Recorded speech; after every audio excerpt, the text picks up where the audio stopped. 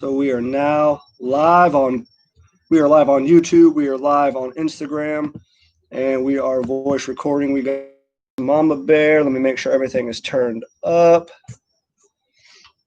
Let me go ahead and get Justin in here. We're going to talk about the college football playoff rankings. We're going to talk about, let's see, JB, the Tampa sports guy. Justin is coming on. Pat, he is waving. Let's get him on too here in a second. So there's Justin. Let's get only one guest can be in your. Why only one guest can be in the live video? What is this? Why can't we get everybody in this joint? What is this nonsense? All right. No LSU fans allowed. All right. So here's what we'll do here. So we'll improvise. Pat, hang on. I'm going to cover the Vandy game that I watched with Justin. We'll go through his beer, and then I'll swap over because I want to see what Pat's view is and how he's like that Michael Griffin guy from Georgia. I want to see what he says about it. Let's see. Yeah, only one guest. What is this? Didn't we do more before? Yeah, but me and you were at your house. Okay. Well, sorry, Pat. I don't know what to tell you. Just hang tight. Whatever notes you compiled, go ahead and hold on to those. Justin and I will cover some Vanderbilt, Florida, and look forward to Kentucky. But like we always do, let's get a beer going real quick, just for all those who are watching, for all those listening. Hop Silo 12 right here. Tampa Bay Brewing Company, obviously. You got the Hop Silo 12? Yeah, what do you got? You got number? I got the Floor is Lava. All right, so he's doing the Floor is Lava. That's from, what was that, Pontoon or something like that? Pontoon. All right, so earlier on in the podcast, I did Hop Silo 11. Incredible beer, the 11. So let's go ahead and do the 12. I've had this, but I didn't rank it. I mean, so this is the first, regardless of if I've had it or not, because it's going to get the first ranking here live on the Brew and Orange podcast. So let's do this as always. Tampa Bay Brewing Company got it from the West Chase area. Awesome freaking patio. If you're in the Tampa Bay area and you have not been, I would highly recommend it. They're all doing their thing to keep us safe and healthy. They're wearing masks. Dogs are allowed. Live music. It's a good time. It's a safe time. Go out there and check it out. Cans. They got cans everywhere. They got stouts. They're doing that badass beer week thing. So they had a bunch of the Mass Landing last week, which if you followed me on the Instagram, you saw that I tagged a lot of Mass Landing. So let's pour this up. Justin's already poured his. Pat, I know you're listening. What are you drinking over there right now? And By the way, this strawberry guava kiwi milkshake IPA with lactose. Oh boy! So for all those all those watching the Instagram live, show that up there again, Justin. That looked really good. Oh, that thing looks that thing looks like a milkshake IPA. So here we go. So cheers to everybody, man. On the Instagram live, this thing looks hazy and great. There you go. YouTube live, if you're watching it on there.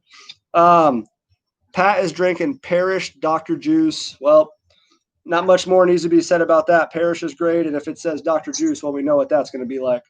So here you go. Cheers, everyone. Happy Thanksgiving Eve. Here it goes. Everyone stay safe and enjoy your family time or however it is you're choosing to celebrate tomorrow. Yeah. I don't know if the cigar is impaired by being able to taste this right now.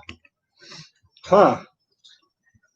A little bit. That's why I haven't lit my cigar up yet. Pat, you don't have a stogie, do you?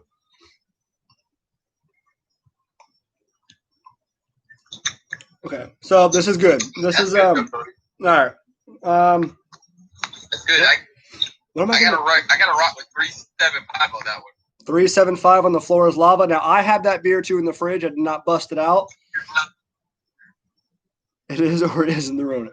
All right, so I've got the Floor is Lava as well, so I'll be trying that one hopefully later on in this episode if we got time, of course.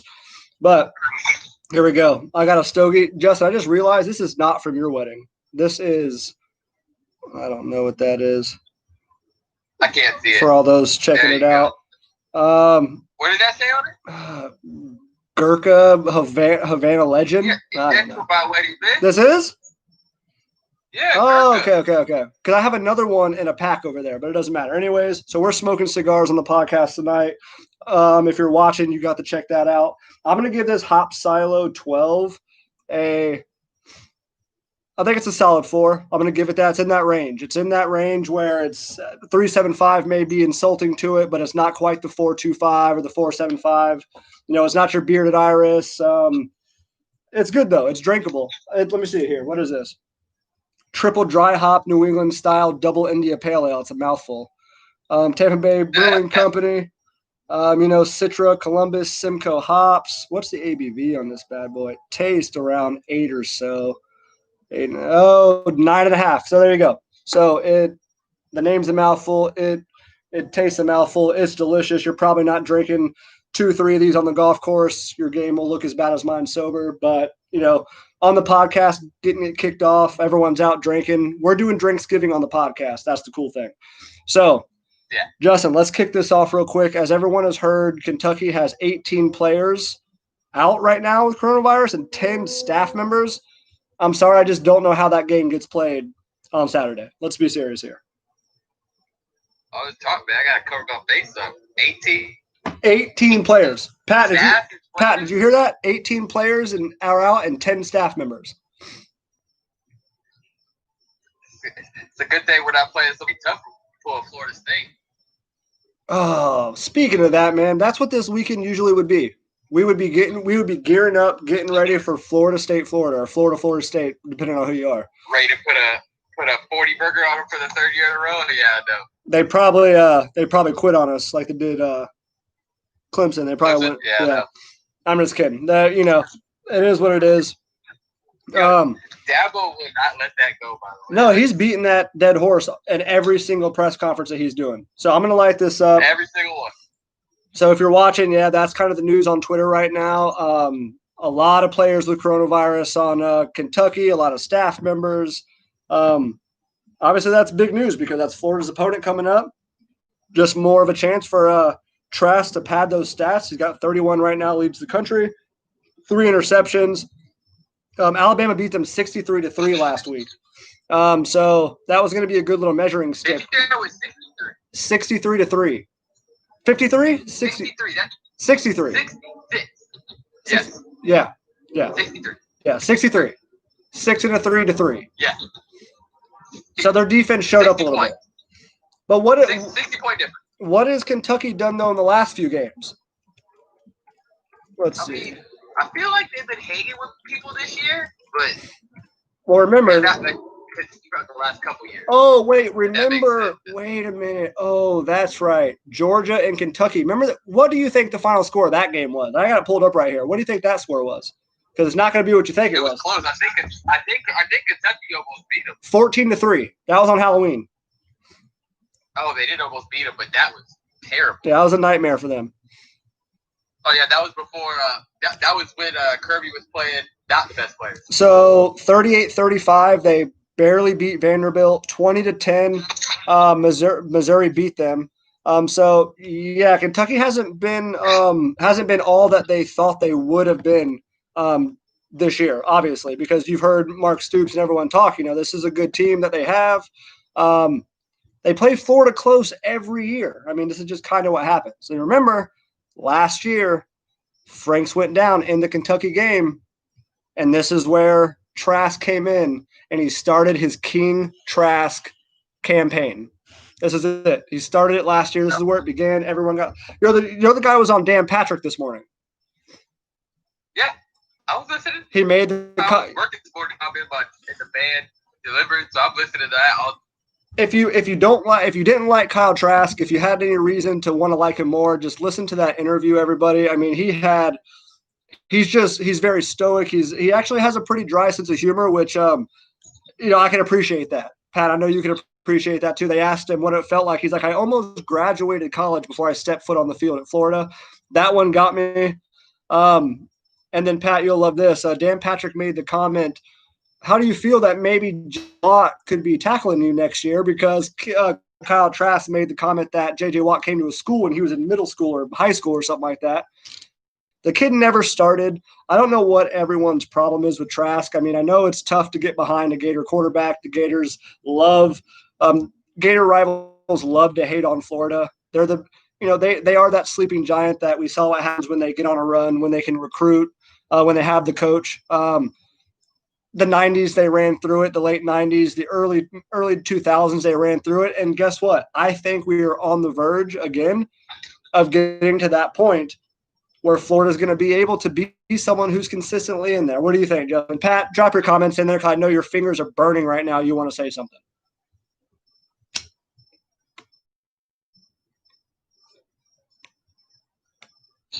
So we got to beat Bama. That's what it is. Well, you're not kidding. You're really. I mean, that's the end all be all. You've got to be able to not slip up against Kentucky, Tennessee, and LSU, which I still don't think that game's going to get played, just the way the schedules are shaping out and everything. But why? What do you think's going to happen that day? Just because Alabama also had to cancel. If you push back the SEC championship, then you can have Florida play LSU, Alabama. But it's not going to be fair if Florida's got to play 9 games and Alabama gets to play 8. That's not how it should work. But that's just unfortunately what we're dealing with. That's not how it should work. But there's teams that are going to play 6, some are going to play 7, some, you know what I mean? That's just how this year's going, man. There's nothing really you can do about that. So what do we think about this college football? Fair right now. What do we think about this college football playoff right now? Georgia ranked 9 with 2 losses by 3 scores each. Well, they have a love affair with Georgia, so not really sure why BYU is ranked all the way at 14. Because they've played Houston State, New Mexico State, and they haven't played anybody. And they turned down Washington. Who saw that story? Turned down Washington. And the committee said, I don't believe that. We grant you 14. The story is they said let's wait. I don't believe that. The story is that BYU said let's wait until we see where we come out during the rankings, and we know it's not off the table. Well, I mean, hey, you got to do what Boise State did. Nah, it's fool's gold. Bro, all the good quarterbacks always come out of the colleges nobody ever knows about. When's the last time a really great quarterback came out of a big college? What? Who? David. Matt Ryan. Boston College is a big school. Boston College. No, Boston College is trash. Boston College is not BYU. Boston College is trash. Bro, you're talking about like Joe. You're talking about like Joe Flacco, bro. Texas Tech. Yeah, they're trash. I mean, to everybody else, but not in the Big 12. All right, so if you're listening, if you're watching, we're smoking stogies. We're drinking Hop Silo 11s. We got the floor is lava. Pat's over here waiting his turn. His fingertips are burning right now. Instagram, Tom Brady, Michigan. So there's Pat with some productive input. Yeah, but Tom Brady didn't even really play at Michigan. Hey, Jameis Winston went to Florida State. He's started for what all those years at Tampa. I can only think of a bro, and that's like Kyler Murray. Kyler Murray, Oklahoma. I really can't think of too many, but I mean, Dak with Mississippi State, maybe, but that's not really. I'm talking about. So I think when they include Mississippi State in that because they're really not. Tannehill at Texas A&M. I mean, we don't know what Tua is going to be. We don't know what Burrow is going to be. But now we have these bigger schools putting out these people. Which, geez, prayers up for Burrow. That's freaking so. Rodgers at Cal. Yep. So there's some D1 school. I mean, D1's D1. I mean, you know how it is. But BYU is not playing the competition week in and week out, the SEC school, especially. That's why I think people are forgetting this is a different year. Trask is doing this against SEC defenses. And look, Florida's down people the same way these other defenses are as well. This isn't This isn't it's not like only Florida is going against teams dealing with COVID. This is something that every team is. Blame them for playing. Hey, Notre Dame. According to a lot of things, their schedule, what it was supposed to be this year, it was supposed to be a pretty good schedule. Like, they were supposed to play some teams, from what I've heard. There's Mercedes waving. Boop. Waving Mercedes. So, yeah. Anyway. Well, defense still has their moments where, I don't know what they do. I don't know if it's lack of effort, lack of knowing where you're supposed to be, experience. I don't know, but sometimes it just feels like they don't know what they're doing out there. And then other times, they play good, but the offense is going to click all year long because we did that without Pitts. I know it was Vanderbilt, but at the same time, I mean, can you believe that week in and week out. Can you believe that that there are Florida fans out there and pundits in the college football landscape who are questioning whether or not Trask dropped off with 380 yards and 3 touchdowns? It must be great to be a Florida fan, right? How as a quarterback when you're playing that good to get up, man? Come on, man. Do what? Come on. He still almost had 400 yards. 382, 3 touchdowns. That's not a bad day in any way, shape, or form. No one's gonna be upset about that. Hey, Burrow had those days. He had those days. And he got to do it. It's not gonna happen. He got to do it with a healthy roster. 5 touchdowns and 500 yards every game. Well, he still had touchdown passes. Who to that game? He had touchdown passes to Tony, Grimes, Shorter. The dude's like a tight end. Bro. Gamble. Remember that was from Emory Jones. Emory Jones threw that. Remember that third late in the thing? He threw that little swing route. Which I'm going to save all this stuff for Pat because I've got some. Pat's biggest gripe for Grimes or for Trask is that. For some reason, he like this yards after catch thing. I'm sorry, I don't know when I blinked my eyes and woke up when yards after catch were the quarterback's fault. That's the weirdest thing I've ever heard. Like, oh darn it, no, the quarterback, he's throwing all these passes to these wide receivers who run the ball, and not my fault. People can't tackle. It's a year of COVID. People don't tackle. But I'm gonna save my. I would like to see. How many of Burrow's yards last year came after the catch? I would be interested to see that. So, I mean, the thing is so I'm going to save it. I'm going to save it. I rewatched a little bit of Trask games. I'm going to poke a couple holes in his theories. And I know Pat's going to come out swinging. He's going to come out choke slamming right now. He's going to become a Mormon on us tonight, celebrating Zach Wilson and stuff. I can't wait to see that. But Is he even still on here? Pat, are you still here? Let's see. Is Pat here? Oh yeah, he's invite. I can't. Yeah, Pat's here. Pat's still here. His fingers are burning. He's so mad right now. He probably went outside. He's screaming at the clouds. No, but all right. So let's talk about the first college football rankings. Florida came in at number 6, Georgia at number 9. Alabama, of course, leads off with Notre Dame at number 2. What was Clemson number 3 or 4? Clemson was 3. Ohio State was 4. So obviously, because of this weird season, we know Notre Dame and Clemson will more than likely meet for the ACC championship. So there's going to be a rematch with Lawrence, and Clemson's going to win that with Lawrence. I'm sorry. I agree, but you can't necessarily and play Clemson. Clemson's backup quarterback had a really good. Bro, he's good. And that's why they lost. DJ Boogala Bagala, it doesn't matter. He's awesome. He's going to be good. That dude's going to be awesome. So their defense let him fly. So look at what we're talking about. Defenses are bad this year. Everybody. There's not a top 20. There's not an SEC team in the top 20 in defense. Well, they said Georgia's defense was it, but. Oh, yeah. But then now we got JT Daniels. Did you see JT Daniels in a mock draft today? Being projected first round? No. To the Bears. They said the Bears are going to take JT Daniels. What kind of shenanigans is that? The dude was playing 5. I can see that. The dude was playing 500. playing 500 all game. Jackpot. Just throwing up Hail Marys all day to George Pickens and Burton. Absolutely disgraceful. Get about here. They drafted to Trubisky. Who knows? JT Daniels may work out better. Yeah. So, all right. So let me see. Let's see what Trask draft time.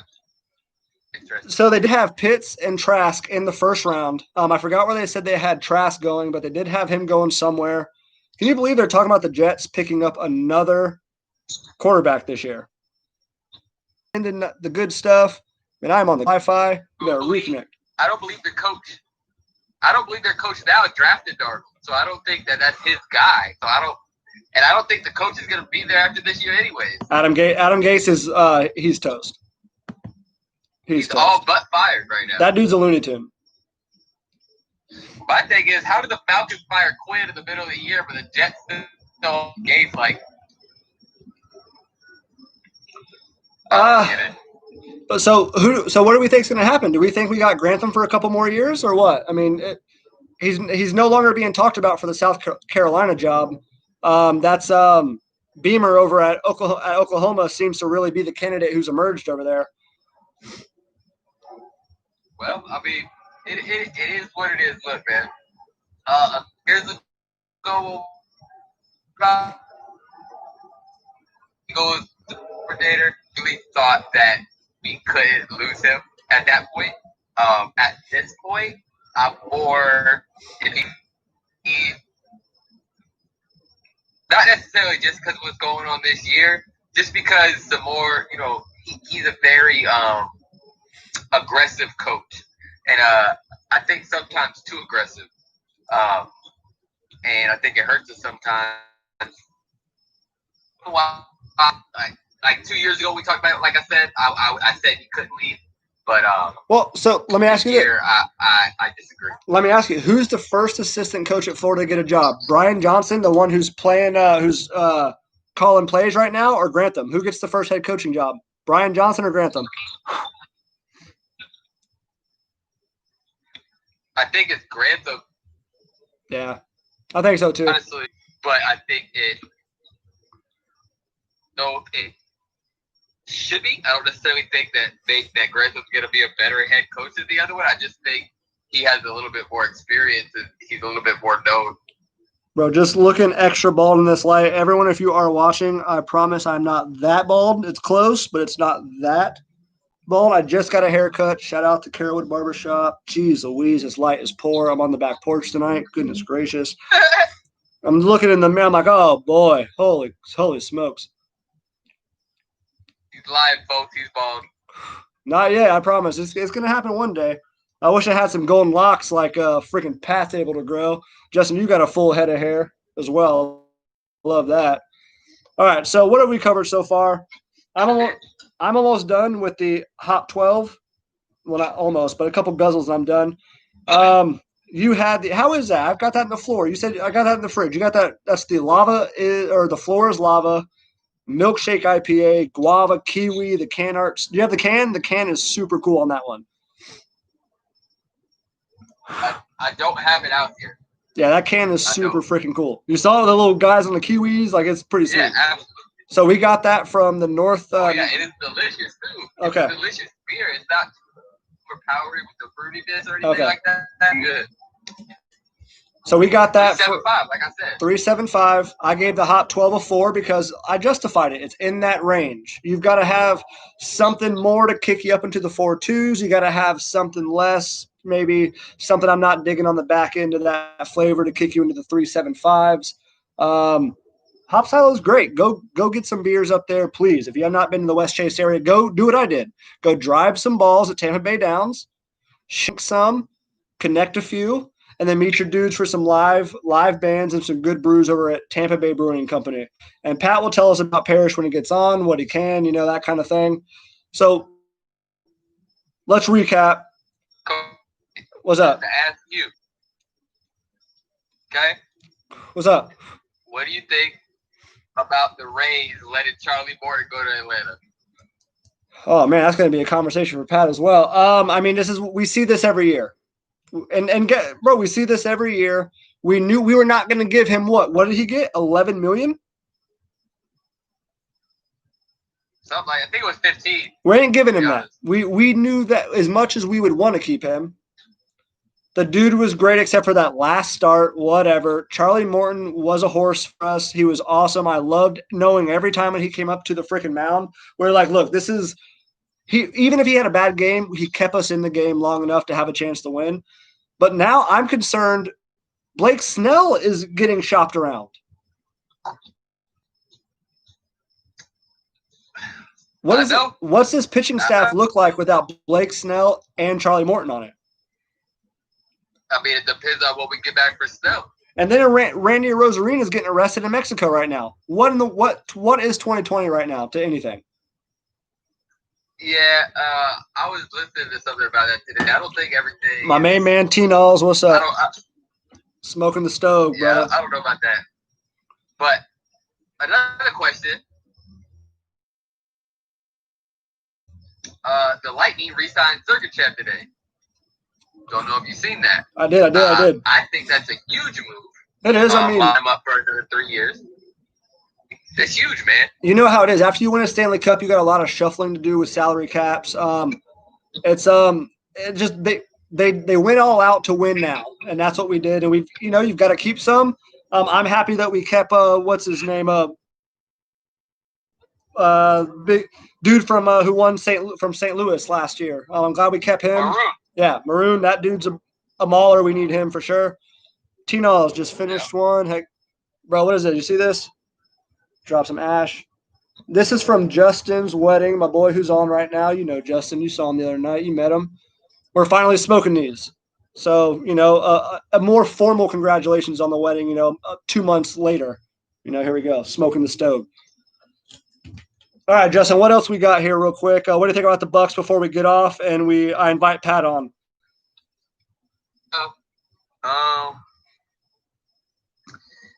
Defense, we got to get pressure on the quarterback because when we don't, the quarterbacks, just look at it. Robert Woods and Cooper Kupp both had over catches for over 100 yards the other night. Bro, Cooper. Pressure, no sacks. Bro, if it was a drinking game and you had to drink every time they said Cooper's Kupp name or every time he caught a pass, you'd been hammered by the end of the first quarter. I've never he ran almost. I drank 6. He ran the same routes. They were in soft zone every time he ran the same routes. He would get to the first down line. He would turn around and Goff hit him. It was just disgraceful. Yeah, and I don't know what Byron Leftwich is doing with the play, but you have to run the ball. All that little screen shit and then throwing it deep, bro, that's not Brady's game. Brady's intermediate passes. You have to run the ball. You've got to run the ball to open up the intermediate passes for him. We got to get Scotty Miller the ball more. So I'm sorry. We've got to get him involved. He was really making a lot of plays. The game with the Raiders, the game with the Packers. I mean, what else does it take? I know. And then Fournette dropping 3 passes that's killer. Offensive line, we need Marpet to get healthy and be back. Missed 3 games. Does that start to worry you a little bit? Is this work? I mean, this concussion's got to be pretty bad out for 3 games. Yeah. And now A2 Shipley's hurt, so if he don't come back next game, Jensen's back to center, and we have a guy who has never started a game in his life at left tackle. Look, man, Tom Brady's not getting sacked often, but the pressure on him, he does not do well under pressure. Really doesn't. That's when he forces these throws, whether it's broken routes or whatever it is. When he gets guys in his face, he just throws up these Hail Mary JT Daniels out there. Bro, no quarterback is good under pressure when they get pressure in their face like that. No, you can't be. So, wait, is this a product of Bruce Arians' offense? Because we saw Jameis Williams threw record number of interceptions. Brady is throwing a record. Carson Palmer even. If you look back all the way to the Cardinal days, Carson Palmer eclipsed his career stats and interceptions under Arians. Is this just a product of that? Yeah. No, so it is Arians' offense somewhat because, like I said, no risk it, no biscuit type of offense. It is that. but I love Jameis biscuits. Winston was throwing interceptions before Bruce Arians got here. So remember, I think the stat was Jameis Winston. they said that Jameis Winston could have had upwards of like 40-something interception because the defense was like, oh, hitting him in the chest, like wasn't aware of it, that kind of thing. I remember a few times. Now, of course, you could say some of the interceptions might have been off wide receivers' hands, stuff like that. But at the same time, it's just like, bro, it's too many. But at the end of the day, it is part Bruce Arians' offense because, like I said, it is one of those offenses that they take a lot of risks. They go down the field. He wants to push the ball downfield. It's just I'm so tired. Second down, throw a screen, and then third down, go deep. I'm tired of it, bro. I'm tired. So give me your prediction. It's a short week. They're playing 4:30, playing the Chiefs on Sunday. Come on, tell me what you think is going to happen. Wrap it up. Honestly, I'm gonna say Chiefs 38, Bucks 24. All right. So we know what happens. What has happened after every loss. Brady hasn't lost 2 in a row here in Tampa yet. He always rebounds. I'm saying Tampa finds a way to win this. 35, 31, something like that.